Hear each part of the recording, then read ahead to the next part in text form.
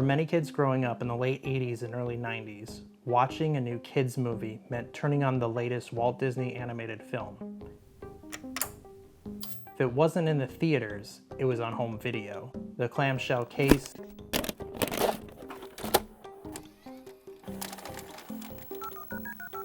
and the castle outline stood out to many as not just a children's film, but a spectacle that only Walt Disney Animation could provide.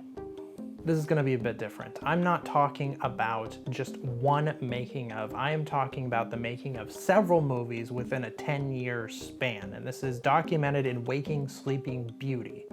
And this 10-year period of movies is what is referred to as the Disney Renaissance. So, also spoilers. Now, I couldn't find anything particularly about why it's called the Disney Renaissance. It's just that that's what it's considered. When the animation studio turned out movies that were both critically and commercially successful from 1989 to 1999, saving the animation studio and making Disney the global giant it is today. The movies in this period include The Little Mermaid, Rescuers Down Under, yes, Rescuers Down Under, Beauty and the Beast, Aladdin, Lion King, Pocahontas, Hunchback of Notre Dame, Hercules, Mulan, and Tarzan. The Disney Renaissance is fondly looked upon as some of the greatest movies ever made, and especially within the Walt Disney Company. And they're so immensely popular that Disney has gone back and remade some of these movies in live action and CGI remakes. It was a time when Disney would return to the big screen, and in a big way, after 2 decades after Walt's death in 1966. But the making of these films was far from glamorous. Now, this documentary covers from the early period and the birth of the Renaissance up until the release of Lion King in 1994. Now, by all accounts from this documentary, it sounds like the making of these movies was pure hell.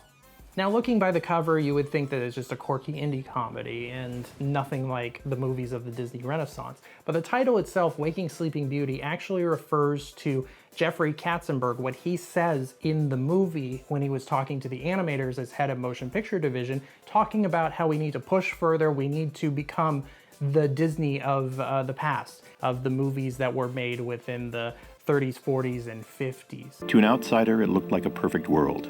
Thank you. But backstage, the tension had reached a peak. Thank you. Okay? Yeah. Even though it was the moment of our greatest success, the wheels were coming off the car. Waking Sleeping Beauty is directed by Don Hahn, who also worked at the studio. He also co-wrote, produced, and narrated the film. The documentary is largely archived footage and interviews from the various people involved. Apparently, they did do traditional sit-down interviews with everyone, but chose to use all archive footage to set the mood. Hahn is the perfect person into this world, as he started by delivering coffee to the animators by the late 70s, to assistant director on Fox and Hound, and then he saw the shift from the older animators who worked on Snow White to the newer upcoming animators coming in like Tim Burton, Brad Bird. Hahn later went on to produce Beauty and the Beast and The Lion King, but it was really when Michael Eisner and Frank Wells, 2 successful Hollywood executives, were brought in to run the Walt Disney Company, and Jeffrey Katzenberg to head the motion picture division, that this documentary starts getting real interesting. Eisner was also brought back by Roy Disney, Walt's nephew, as vice chairman and chairman of the animation department. By this point, major restructuring goes on. 200 animators are forced to move from Burbank lot to warehouses in Glendale. Katzenberg recuts The Black Cauldron, which despite all that underperforms at the box office, to the advertising department renaming the title Basil of Baker Street to The Great Mouse Detective, much to the disgust of animators. The president of feature animation, Peter Schneider, is also in this documentary. And the thing that's interesting too is that he was the one that for 10 years was trying to get this documentary made, and it wasn't until him and Hahn came together and actually this came to fruition. Meetings become more hostile than ever before, and it's the egos of Eisner, Disney, and Katzenberg that's so compelling.